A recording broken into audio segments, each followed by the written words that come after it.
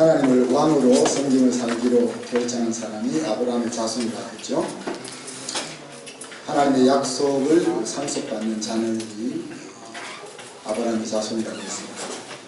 이 사람들은 하나님의 기업이 된 사람들이고 또 하나님이 책임지는 인생이 된 것이죠. 그리고 하나님 자신이 기업인 사람입니다.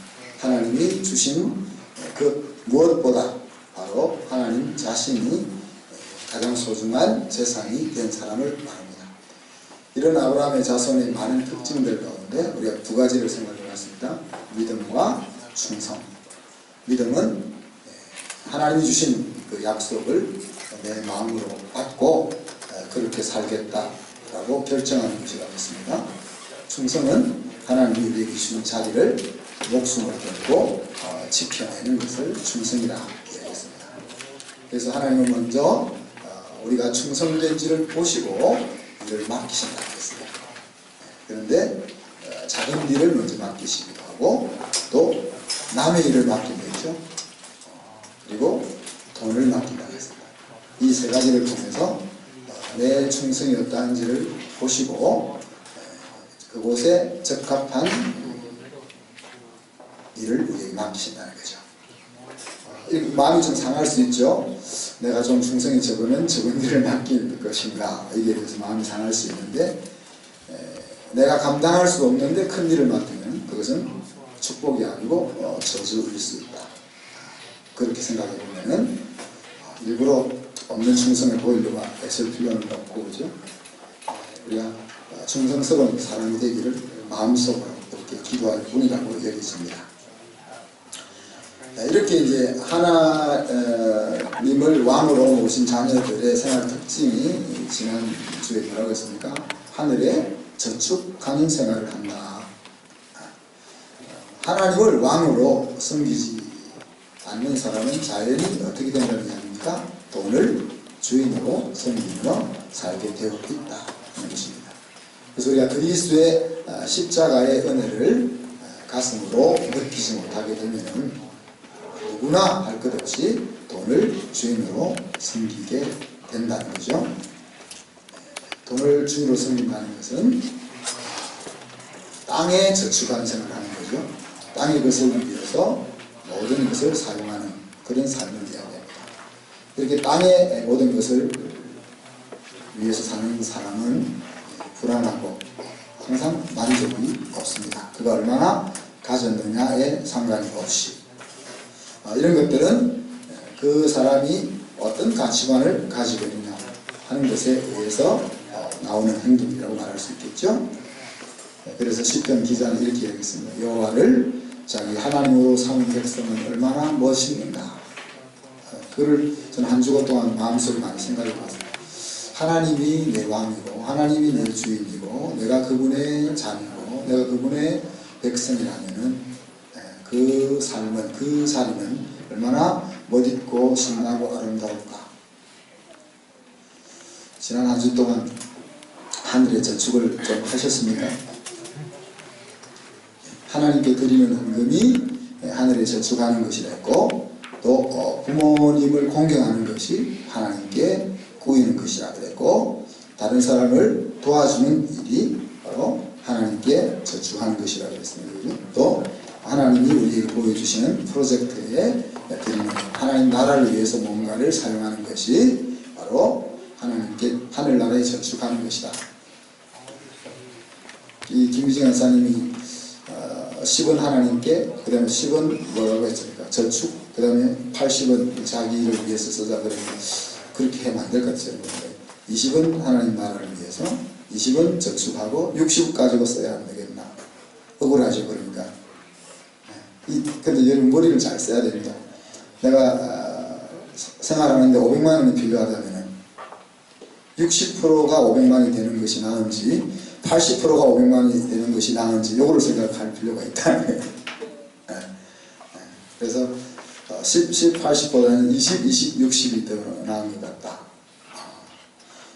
이 왜 20이 나은 거 하면요, 내가 그렇게 마음을 정해놓고 나면은 부모님한테 드릴 때나 또 필요한 사람을 도울 때 마음이 전혀 안 불편해요. 왜? 20 안에서 돕기 때문에. 20은 이미 내 것이 아닌 거죠.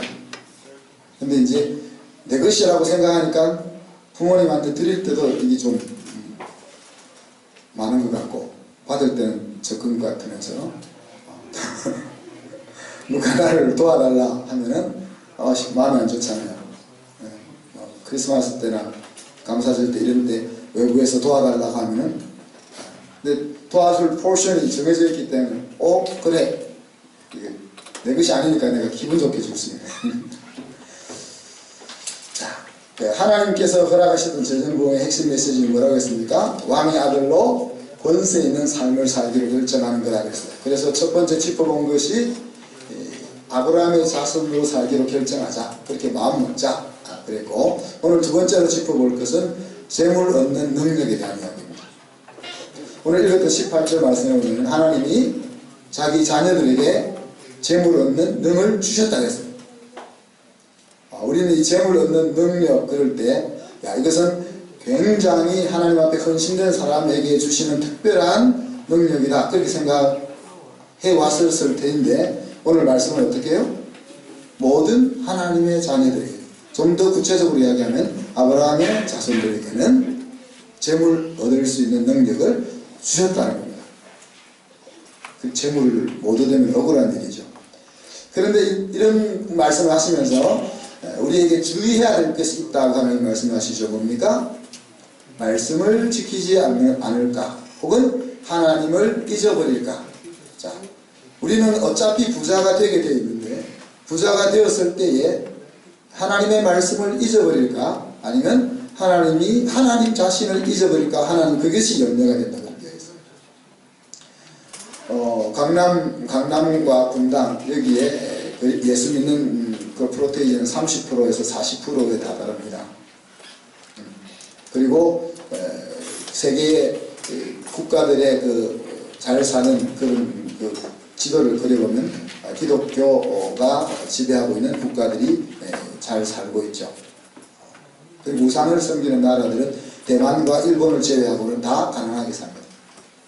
그래서 선교사들은 대만과 일본은 참 이상한 나라다 그렇게 해요. 원리 안 맞으니까. 우상을 섬기는 나라들은 다 가난하게 사는데 대만과 일본만 잘 사는 거예요. 다음 일을 좀 생각해 보더라고. 왜 하나님이 이렇게 재물 얻는 능을 우리에게 주셨을까? 여기서는 하나님의 말씀을 순종한 것에 대한 축복인 것이고 또 하나님이 아브라함의 자손에게 약속하셨던 것이기 때문에 그렇다는 거죠. 다시 말하면 우리로 하여금 축복의 통로로, 복의 근원으로 살게 하기 위해서 재물 얻는 능을 주신다는 이야기입니다. 근데 하나님의 염려가 뭐라고 했습니까?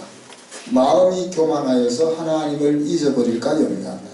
이것은 다르게 표현하면 하나님 없이 살기로 결정할까봐 걱정이다 그 이야기입니다. 하나님이 축복을 주셔서 부자가 되었는데 이제 부자가 되고 나서 살만하니까 이제 하나님이 없어도 되겠다 하는 단계를 넘어서서 하나님 있는 것이 더 불편하다 이렇게 결정하는 것이 염려가 되는 거죠. 그래서 하나님은 이렇게 이야기합니다. 만약에 너희들이 그렇게 되면 내가 염려하는 쪽으로 빠지게 되면 망하게 하겠다. 망하게 하겠다. 왜 망하게 하는? 영원한 멸망에 이르지 않게 하기 위해서 너희를 망하게 하겠다. 그러니까 하나님의 자녀들은 망하는 것도 축복이라는 이야기입니다. 자, 마태복음 18장 8절 9절에 보면 같이 한번 읽어볼까요? 시작. 만일 내 손이나 내 발이 너를 범죄하게 하거든 찍어내어 버리라. 장애인이나 다리 저는 자로 영생에 들어가는 것이 두 손과 두 발을 가지고 영원한 불에 던지지는 것보다 나으니라. 만일 내 눈이 너를 범죄하게 하거든 떼어내어 버리라. 한 눈으로 영생에 들어가는 것이 두 눈을 가지고 지옥불에 던져지는 것보다 나으니라. 무슨 말씀입니까? 하나님 말씀은 우리를 망하게 해서라도 최후의 승리의 자리에서 벗어나지 않게 하겠다. 이것이 하나님이 자기 자녀들 향하여 가지고 계신 마음입니다. 여러분, 우리는 이 둘째 사망이 있다는 사실을 꼭 기억해야 합니다. 우리 교수님, 외대 교수님 한 분하고 또 유명한 탤런트 한 분이 미투 때문에 돌아가셨잖아요. 그죠? 또 우리 노무현 대통령도 아내한테 무슨 공격이 올 때 돌아가셨습니다. 돌아갈 때 마음은 어떨까요? 내가 죽음으로 모든 것을 덮으리라. 그러나 오늘 성경은 사망이 끝이 아니라는 거예요. 둘째 사망이 있다는 거예요. 죽으면 그만이지가 아니라는 거예요. 그럼 우리가 살다 보면 너무 힘들고 짜증나고 일이 막 안 돼버릴 때는 차라리 죽고 싶을 때가 있잖아요. 그죠? 근데 죽는다고 해결되는 게 아니라는 거예요. 첫째 사망은 바로 하나님, 모든 육체에게 임하는 사망입니다. 우리가 몸을 입고 있기 때문에 아무리 살아도 100년, 110년, 120년 살면은 흙으로 돌아가야 되는 사망이 있습니다. 그래, 그것이 끝이 아니라는 이야기죠. 두 번째 사망은 영원한 사망이라고 했습니다. 영원한 사망은 멸절하는 것이 아니고 영원히 기회가 없는 자리에서 고통하면서 영원히 존재하는, 그것이 얼마나 괴로운 것인지 우리가 상상할 수 없는 그런 둘째 사망이 있다고 했습니다. 그래서 그 둘째 사망에 이르지 않게 하기 위해서 하나님은 뭐라는 거예요? 망하게 해서라도 그 자리에 안 가게 하십니다. 그 사랑을 우리가 알아야 됩니다. 사랑하는 성도 여러분, 여러분 부자로 살고 싶으세요? 가난하게 살고 싶으세요? 아니면 하나님이 주신 풍복을 누리면서 그냥 평안하게 살고 싶으세요? 대부분은 세 번째죠.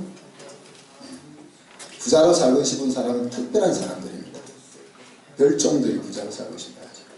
여러분들은 대부분 제가 볼 때 한두 사람만 빼고 평범하게 행복하게 살고 싶을 겁니다. 그것이 잘못됐다고 생각 아니에요. 잘못됐다고 생각해요. 그래서 전도서 3장 12절 13절에 보면 이랬죠. 사람들이 사는 동안에 기뻐하며 선을 행하는 것보다 더 나은 것이 없는 줄을 내가 알았고 사람마다 먹고 마시는 것과 수고함으로 낙을 누리는 그것이 하나님의 선물인 줄도 또한 알았다. 그랬죠. 그래서 그냥 그렇게 큰 부자로 아니고 좀 풍족하게 살면서 남도 좀 도우면서 그렇게 평안하게 살고 싶은, 그래서 하나님께서 자기 자녀들에게 엄밀하게 말하면 아까 하나님 아브라함의 자손들에게 재물 없는 능력을 주셨다는 말은 행복하게 먹고 살 수 있도록 얻을 수 있게 하셨다는 그런 말씀이죠. 근데 잠언에 보면은 이 하나님이 이렇게 먹고 살면서 평안하게 풍족하게 살게 하기 위해서 필요한 것이 있다고 했습니다. 뭡니까? 부지런해야 한다. 잠언에 보면 저거 다 안 읽어봐도 되겠죠. 여러분 쭉 잠언을 찾아보시면은 삶의 태도가 부지런해야 한다. 하나님 우리에게 재물 얻을 능을 주셨는데 재물을 주셨다는 게 아니잖아요. 재물 얻을 능력을 주셨다는 것이니까. 그래서 우리가 부지런하게 살면은 아까 첫 번째처럼 큰 부자는 될 수 없을지 몰라도 남한테 꾸어가지 않고 꿇어가지 않고 남을 도와주면서 그렇게 행복하게 살 수 있다는 거예요. 그런데 게으르면 어떨까요? 게으르면은 하나님이 주신 재물 얻는 능이 있어도 가난하게 살 수밖에 없다는 이야기죠. 두 번째는 우리가 재물 얻는 능을 가지고 있지만은 하나님이 수고한 대로 거두게 하는 복을 주셔야만 이 재물 얻는 능이 소용이 됩니다. 이것을 가르쳐주는 다른 말로 하나님의 은혜가 우리에게 있어야 한다. 그래서 이스라엘 사람들은 이슬이나 비, 이것을 하나님의 은혜를 상징하는 거죠. 그래서 늦은 비와 이른 비. 그래서 특히 우리나라처럼 물이 풍부한 지역이 아니라 광야와 사막 같은 그런 건조한 지역에는 이른 비와 늦은 비가 없으면 파종할 수 없고 결실할 수 없고 또 새벽에 내리는 이슬이 없으면 열매가 연걸 수 없는, 그래서 자연에 그와 같은 물의 축복이 있다는 것은 하나님의 은총이 날마다 지속되고 있다 하는 것을 보여주는 증거가 되는 거죠. 그래서 시편 128편 1절 2절에 보니까 이렇게 이야기했습니다. 여호와를 경외하며 그의 길을 걷는 자마다 복이 있다. 내가 뭐요? 내 손이 수고한 대로 먹을 것이며 그랬습니다. 그래서 손이 수고한 대로 내가 열심히 노력했을 때 노력한 것을 거두는 것이 당연한 것이 아니고 하나님의 특별한 보호하심과 은혜가 있을 때 그렇다는 거예요. 여러분 수고했는데 못 거둔 경험들 없으세요? 죽도록 일했는데 이익을 못 거둔 경험들 없으세요? 우리 신찬 목사님 이제 사업이 열심히 잘하고 계신데 저기 조금만 잘못하면 주인만 좋은 일 시키는 거잖아요. 그죠? 건물 주인만 좋은 일 시키는 거예요. 한 달 내내 수고하고 건물 주인한테는 돈만 갖다 주는 거예요. 우리가 열심히 일을 해도 내 일한 것을 거두지 못할 때가 많다는 이야기죠. 그게 아니면 하나님이 가만히 있지 않고 흩어버린다 그렇게 이야기했습니다. 학교에서 1장에 가보면 6절만 한번 읽어봅니다. 제가 너희가 많이 뿌릴지라도 수확이 적고 먹을지라도 배부르지 못하고 마실지라도 흡족하지 못하며 입어도 따뜻하지 못하고 일꾼이 싹쓸 받아도 그것이 구멍 뚫어진 전대에 넣음과 같다. 그래서 돈을 많이 벌어왔는데 나가는 구멍이 많으니까 남는 것이 거의 모자란다. 이것이 왜요? 하나님이 흩어버리니까 그렇죠. 학교에서 2장에서도 계속됩니다. 2장에서 보면은 17절에 보면 모든 일에 곡식을 마르게 하는 재앙과 깐부기 재앙과 우박으로 쳤으나 너희가 내게로 돌이키지 아니하였느니라. 19절에 포도나무, 무화과나무, 석류나무, 감람나무 열매가 맺지 못하였느니라. 하나님이 흩어버리니까 내가 수고했는데 수고한 것을 거두지 못하게 된다는 이야기입니다. 왜 그랬습니까? 1장에 보니까 자기의 집은 판백한 곳에 살면서 여호와의 전은 황폐한 대로 두었다 그렇게 이야기했습니다. 다르게 이야기하면은 하나님을 향한 신앙은 바닥인데 세상을 향해서는 열심을 내고 살아갔다는 이야기죠. 그러니 이대로 두면 아까 어떻게 했어요? 그대로 두면은 영원한 멸망으로 갈 것이기 때문에 하나님은 그렇게 하지 않고 어떻게 해요? 그들이 버린 것들을 다 흩어버려서 본관 속으로 들어가서 다시 신앙 속으로 나오게 이끄신다는 이야기. 내일 성경은 이렇게 짧게 기록하고 있지만 이런 기간이 한 15년 됩니다. 성전을 재건하려고 왔다가 여러 가지 공격 때문에 멈추었던 기간이 15년 이렇게 됩니다. 그러니까 뭐 오늘 내가 잘못했다고 내일 갑자기 하나님이 우박을 떨어뜨리고 내 머리를 구멍나게 하고 그렇게 안 하는 거죠. 그래서 우리가 재물 얻을 능을 받았지만은 하나님이 사방에서 우리 것을 삼키려고 하는 그 대적들의 공격으로부터 우리를 막아주지 않으면은 벌었는데 다 빠져나간다는 거예요. 하나만 더 생각해보면 이제 첫 번째 아까 부자 되고 싶은 사람이죠. 부자 되고 싶은 거를 기복신앙이라고 말하기도 하고 또 좀 여러분같이 고상한 분들은 안 좋은 것으로 생각하잖아요. 아닌가요? 대답을 안 하고 째려보시면 제가 자 역대상 4장 10절에 보면 야베스의 기도가 나옵니다. 야베스가 이스라엘 하나님께 아뢰어 이르되 기도했다는 거죠. 뭘 기도했습니까? 주께서 내게 복을 주시려거든 나의 지경을 넓히시고 주의 손으로 나를 도우사 나로 환난을 벗어나 내게 근심이 없게 하옵소서. 이걸 기도했어요. 그럴 때만 하나님이 그 기도한 것을 다 들어주셨더라 그랬습니다. 자 여기서 야베스가 한 기도가 뭡니까? 지경을 넓혀달라 하는 기도를 했어요. 이것이 무슨 말인가 하면은 우리처럼 우리는 그냥 편안하게 행복하게 살겠습니다 이 말이 아니고 나는 거부가 되어서 많은 사람을 도우며 살겠습니다 이런 이야기예요. 자, 여러분이 대기업을 운영하면은 하루에 밥을 5끼 먹습니까? 대기업을 운영 안 해도 5끼 먹는 청년들이 있긴 있지만, 그렇죠? 뭘 돈을 많이 버는 사람이 뭐 하루에 1,000만 원씩 식사비를 내보낸다 뭐 그런 말도 있더라고요. 자기하고 같이 팀을 이루는 사람들을 다 호텔에서 먹이니까 하루에 1,000만 원씩 밥값을 내보낸다. 그치만 자기는 그 중에 한 끼 먹는 거 아니에요. 그런데 어떤 사람은 그러니까 나는 10명 종업원만 이끌면서 우리 가족 먹고 살면 됩니다 하는 사람이 있고, 어떤 사람은 나는 이거로 만족할 수 없어요. 나는 1,000명은 먹여 살리는 삶을 살고 싶어요 라는 생각을 가진 사람이 있다는 거예요. 그래서 그것이 제가 아까 이야기한 것처럼 뭐 10명 먹이며 살겠다는 것이 나쁜 것도 아니고 또 1,000명을 먹이면서 살겠다는 것이 나쁜 것도 아니에요. 그러니까 이제 하나님이 그런 성향을 주신 사람은 그렇게 사는 거예요. 그죠? 근데 대부분은 야베스처럼 이런 기도를 안 하는 거죠. 그죠? 그냥 우리 가정이 평안하게 먹고 살 수 있을 부유함을 주십시오 이런 기도를 우리가 하지.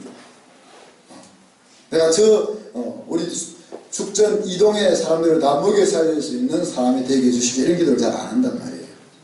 그런데 가끔은 그런 기도를 하는 사람이 있다는 이야기죠. 야베스처럼 지경을 넓혀달라는 것은 하나님이 동일하게 우리에게 재물을 얻는 능을 주셨다 그랬습니다. 근데 그 재물을 얻는 능을 가지고 나는 우리 가족만 먹여 살릴 거냐, 아니면 우리 회사를 먹여 살릴 거냐, 아니면 나는 우리 동네를 먹여 살릴 거냐 하는 생각을 가지는 사람들이 다 다르다는 이야기죠.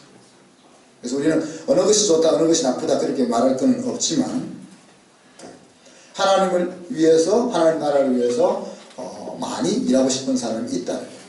또 뭐 거의 많이 일한다는 것이 꼭 좋다는 것은 아닙니다. 제가 말하는 것은. 또 지난 시간에 이야기했던 것처럼 쓸데없는 일을 하면서 관계를 넓혀 나가는 것도 상당히 좋은 일이잖아요. 그죠? 그렇지만 그런 성향의 사람은 하나님 앞에 그렇게 살아야 되는 거죠. 자, 하나님이 왜 재물 얻는 능을 주실까? 하나님이 왜 우리에게 힘을 주실까? 일하고자 하는 사람에게 힘이 필요하기 때문에 힘을 주십니다. 요즘은 노는데도 힘이 필요하다고 그렇게 말을 합니다만은, 왜 하나님이 우리에게 재물을 얻는 능력을 주실까? 그것은 일단은 당신의 자녀들이 행복하게 잘 살게 하기 위해서 재물을 얻는 능력을 주시죠.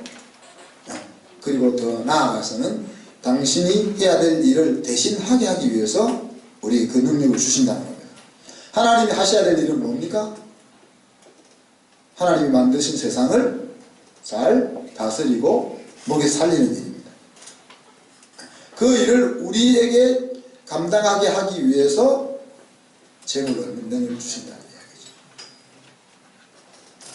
이야기죠. 한두 달 전에도 이야기했지만 요시아가 종교개혁을 할 때나 다니엘이 하나님 앞에 헌신할 때나 다윗이 하나님 앞에서 손을 들고 일었을 때나 다 어느 10대 후반이나 20대 초반, 그때는 능력은 부족하고 지혜도 부족하고 가진 것도 부족합니다.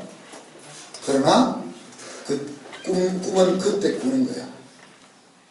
그리고 하나님이 그들을 키워서 30, 40, 50대 그런 사람으로 쓰는 거죠. 오늘날 우리나라 젊은이들에게 약한 부분이 뭡니까? 미래에 대한 소망이 없는 거잖아요. 왜? 현실이 너무 암담하니까. 근데 이 암담할 때 우리는 꿈을 꾸는 겁니다. 하나님의 말씀을 붙잡고 꿈을 꾸는 겁니다. 지금 나의 현실을 바라보는 것이 아니고, 만약에 하나님이 내 손을 붙잡고 일을 하신다면 어떤 일이 일어날 수 있을까? 이것을 생각하는 것이 꿈을 꾸는 겁니다. 내가 가지고 있는 돈이 얼마고, 내가 가지고 있는 지식이 얼마고, 우리 아버지가 얼마를 도와줄 수 있고, 이것이 아니고, 나는 아무것도 가진 것 없지만 하나님이 내 손을 붙잡으면은 10년 후에, 20년 후에, 30년 후에 내가 어떤 모습으로 될 수 있을까? 이거를 생각하는 것이죠. 그것은 아무것도 없을 때 하는 겁니다. 바로 10대 후반, 20대 초반, 그때 꿈을 가지는 거죠. 그것을 우리가 이 계속 나누는 말씀으로 생각하면 결정하는 겁니다.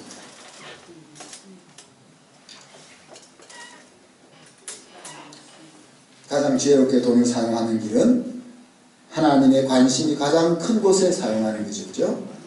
하나님의 관심이 가장 큰 곳은 어디입니까? 잃어버린 영혼을 찾는 그 자리입니다. 자, 에베소서 5장 16절 보시면은 같이 읽어볼까요? 시작. 골로새서 4장 5절은요.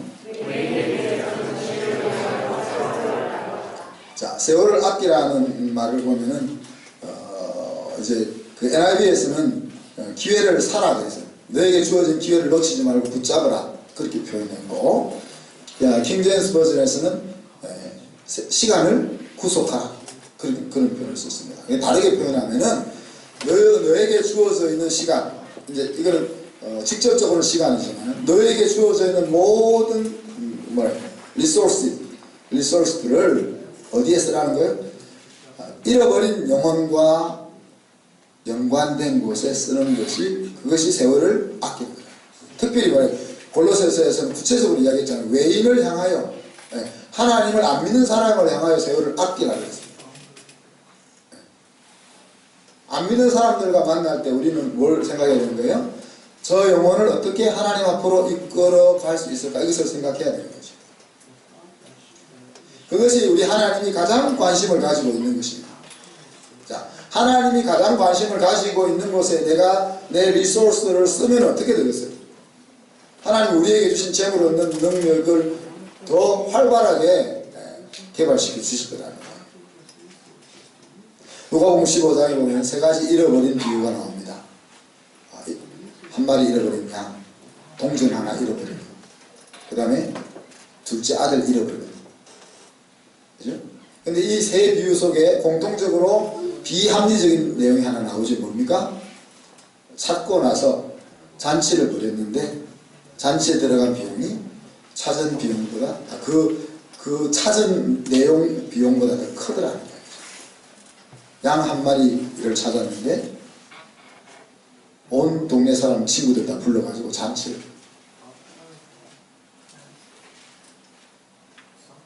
호수는 양이 한 마리 5만원, 10만원이 사는데, 그죠?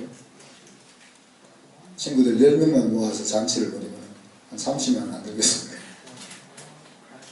네?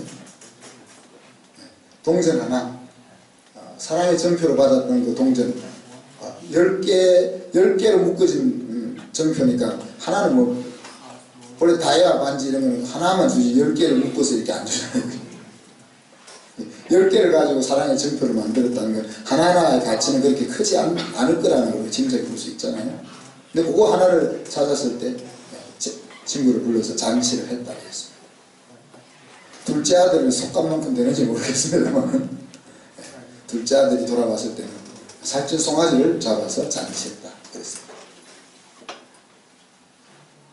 자, 그러니까 하나님의 마음은 뭐예요? 한 마리 잃어버린 양을 찾았을 때 기쁨이 99마리의 양이 주는 기쁨보다 더 크다 그 이야기잖아요. 이것은 우리가 오늘 여기 앉아있는 100여 명의 성도들이 하나님을 기쁘시게 하면서 믿음으로 살아가면서 우리 하나님을 기쁘시게 하는 것보다 우리 봉주 형제가 이 자리에 이제 6월달까지 이 자리에 앉을 텐데 봉주 형제가 이 자리에 앉는 거가 더 기쁘다는 이야기. 오늘 박정희 집사님 제가 봉주 형제랑 박정희 집사님 신랑 둘을 여기 앉히려고 하나는 드럼 치는 자리에 하나는 이쪽에 기타 치는 자리에 앉히려고 하고 있는데, 그러니까 여기 우리 100명이 하나님 앞에 믿음으로 살면서 드리는 기쁨이 얼마나 크겠어요.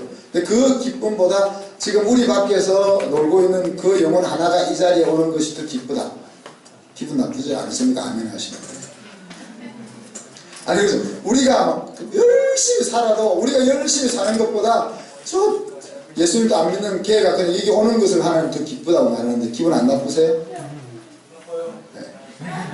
정철 집사님 말고는 다 성격이 좋으신가? 근데 기분 나빠할 이유가 없습니다. 왜? 저와 여러분이 이 자리에 나올 때 하나님 그렇게 기뻐하셨으니까. 우리가 이 자리에 나올 때도 하나님이 그렇게 기뻐하셨던 것입니다. 자, 그래서 사도 바울의 행동의 대원칙은 무엇이었습니까?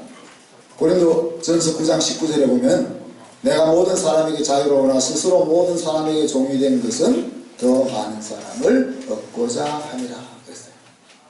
자, 우리는 먼저 제가 우리라기보다 제가 주로 저렇게 많이 하죠. 옳고 그름에 대해서, 팩트에 대해서 너무 이야기하잖아요. 그런데 사도 바울은 그 단계를 넘었습니다. 옳고 그름까지 안 따지는 거지.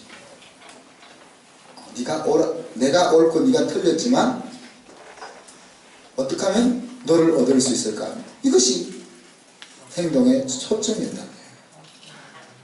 그렇죠? 우리는 야, 내가 맞았는데 네가 왜 그래? 이거 옳으냐 안 옳으냐 이걸 가지고 하고 있는데 그 사람을 내가 옳아가지고 내가 주장해서 내 주장이 맞아가지고 그 사람이 떠나가면은 한국 사람은 떠나가도 좋다. 내 마음이 시원해야지. 이런 생각을 가지는, 어리석은 생각을 가지는데 하나님 그런 것이 아니죠. 내 마음이 상해도 사람이 얻어지는 것이 더 귀하다. 이런 것이 이제 사역자의 마음이다. 빌립보서 4장 11절로 19절에 보면은 이제 빌립보 교회 성도들이 가난한 교회를 위하여 헌금한 것을 가리켜서 바울이 칭찬하는 장면이 쭉 나오잖아요. 그걸 가리켜서 전에 우리가 복음에서의 교제 그런 식으로 표현했잖아요. 빌립보 교회가 드린 선교 헌금이 이방인들이 주님 앞에 돌아오는데 사용되었다 하는 내용입니다. 자, 저기 보면은 4장 13절에 보면은 바울이 뭐렇게 이야기합니까? 내게 능력 주시는 자 안에서 내가 모든 것을 할 수 있느니라. 그 앞에는 내가 가난함에 처할 줄 알고 부요함에 처할 줄도 안다고 했어요. 자, 내가 이방인들에게 복음을 전하는 이 일을 할 때에 후원이 많이 들어와 가지고 마음껏 그들에게 선물을 줘가면서 그렇게 사역할 때도 있었고 또 먹을 것도 없어 가지고 그들한테 밥을 얻어먹으면서 복음을 전할 때도 있었지만은 일어나 저러나 나는 상관이 없이 하나님이 나에게 주신 그 영혼을 살리는 일을 해왔어. 그리고 할 수 있어. 그 이야기잖아요. 그런데 바울이 뭐라고 해요? 그렇지만 그러니까 하나님이 너희가 준 거, 너희가 바울에게 준 거, 헌금한 거 이거 없었어도 이방인들을 돌아오게 할 수 있었을 거야. 왜? 내게 능력 주시는 자 안에서 내가 모든 것을 할 수 있으니까. 그렇게 믿음이 있으니까. 그렇지만 바울이 하는 말은 뭡니까? 그러나 너희가 잘했다. 너희가 안 했어도 하나님은 나를 통해서 그렇게 하셨을 텐데 그렇지만 너희는 잘했어. 왜? 너희 헌금이 그 일에 영혼을 살리는 일에 귀하게 사용됐다. 그리고 그렇기 때문에 하나님은 너희들에게 더 너희 필요를 풍성하게 채워주실 거다라고 축복하는 거죠. 복음을 전하는 것이 하나님을 가장 기쁘게 하는 일이라는 것입니다. 그죠? 복음을 전하는 일을 하는 데 있어서는 뭐니 해도 돈이 소용되잖아요. 네. 물론 형제를 향한 관심과 사랑이 함께 가야 하지만은 물질이 함께 갈 수밖에 없다는 거예요. 그래서 예수님은 정함이 없는 재물로 친구를 사귀라고 그랬습니다. 정함이 없는 재물이란 말은 무엇입니까? 여러분이 30평 아파트에 사니까 만족합니까? 옆집에 40평이 보이잖아요. 그렇죠? 회사에서 300만원 월급 받을 때 500만원 월급 받는 부장이 보이더니만 500만원 받는 자리에 올라가면 1000만원을 버는 사장이 보이잖아요. 그래서 이 물질이라는 것은 정함이 없다는 이야기예요. 물질이라는 것은 우리의 마음을 행복하게 안전하게 해줄 수 있는 그런 확고한 픽스된 게 아니라는 얘기예요. 그러면 어차피 그렇게 픽스되지 않은 거라면 그것을 가장 유용하게 쓸 수 있는 것은 뭐냐 하는 이야기죠.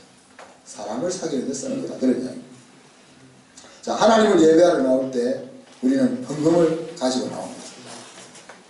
자, 이 헌금은 형편대로 반드시 헌금을 가지고 나와야 합니다. 자, 구약시대로 돌아가 보면 제사를 드릴 때 그냥 맹물로 맨손으로 제사를 드릴 수 없잖아요. 제사를 드리러 갈 때는 반드시 재물을 가져가야 되잖아요.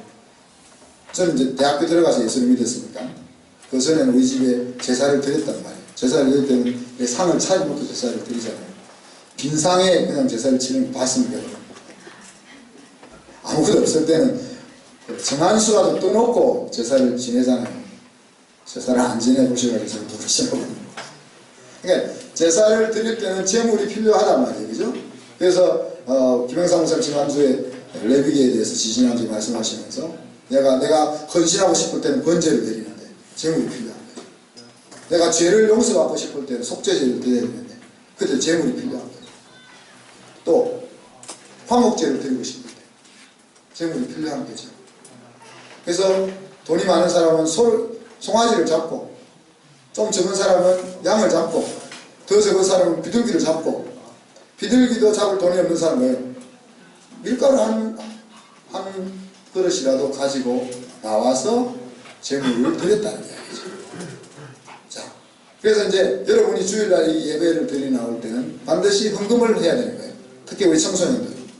여러분 수준에 맞게 500원, 1000원이라도 반드시 해야 되는 거예요. 아직 예수님을 모르는 사람은 안 해도 돼.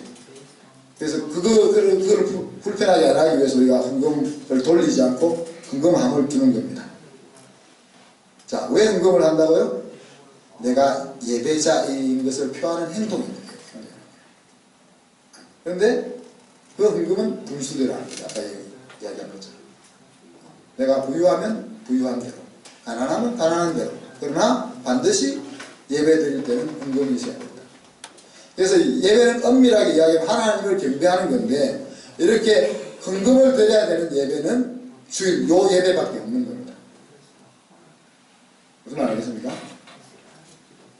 그러니까 이제 우리 새벽 예배, 금요 예배, 수요 예배 이런 것들은 다 어떤 예배예요?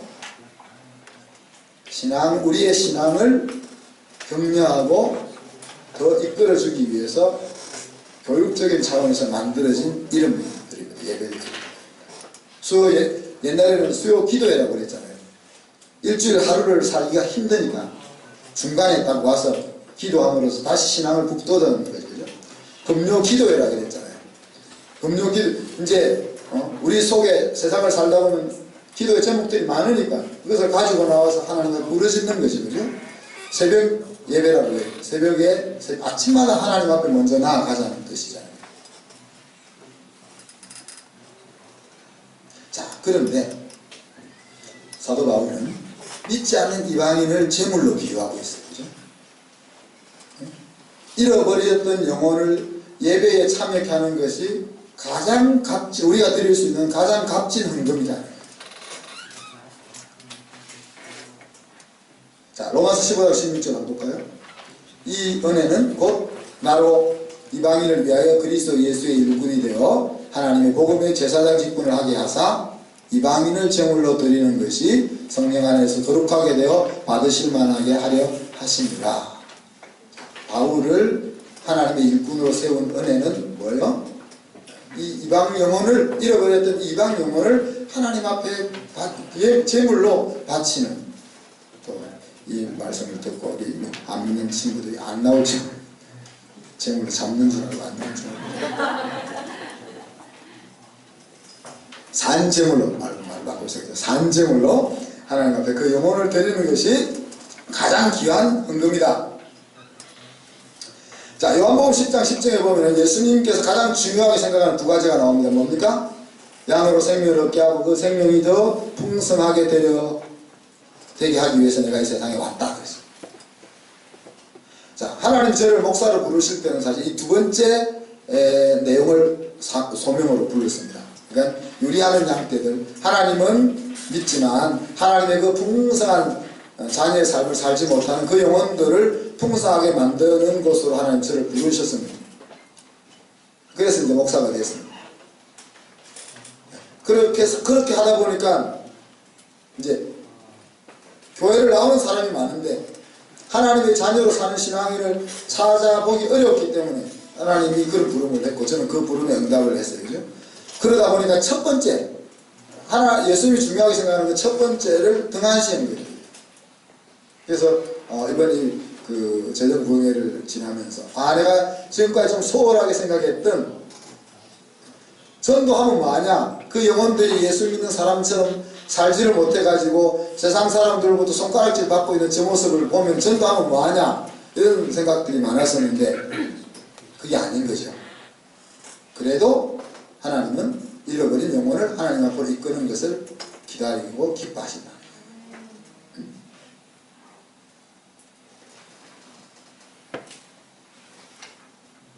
개인적으로는 하나님이 재물을 얻는 능을 주시는 통로가 뭡니까?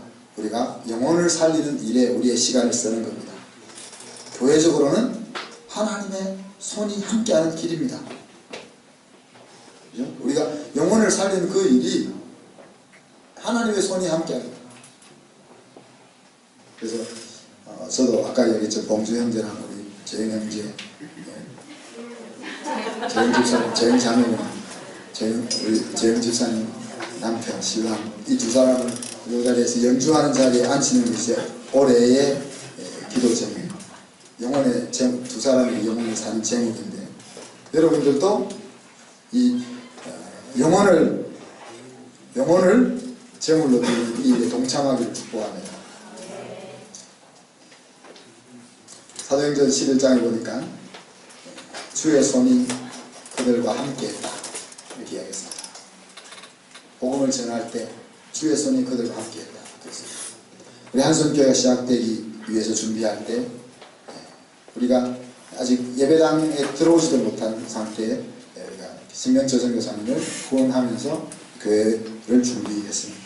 그리고 매년 한 가정씩 선교사 가정들을 우리가 확장해왔고 또 개척교회들을 도와왔습니다. 그래서 우리가 지금 선교사님들과 또 개척교회를 돕는 것이 한 17, 8군데. 하나님이 교회를 풍성하게 하고 우리 성도들의 삶을 윤택하게 해왔다고 저는 믿습니다. 우리가 부족하지만은 중요하다고 생각하는 그 일에 먼저 우리가 투자할 때 하나님이 다르게 우리를 축복하셨다고 믿습니다. 하나님이 함께 하시는 사람은 하나님의 이름으로 행하는 사람입니다. 좀 부족해도 하나님의 이름으로 행하면 하나님이 책임 안 져줄 수가 없죠. 당신의 이름이 손상을 받기 때문에.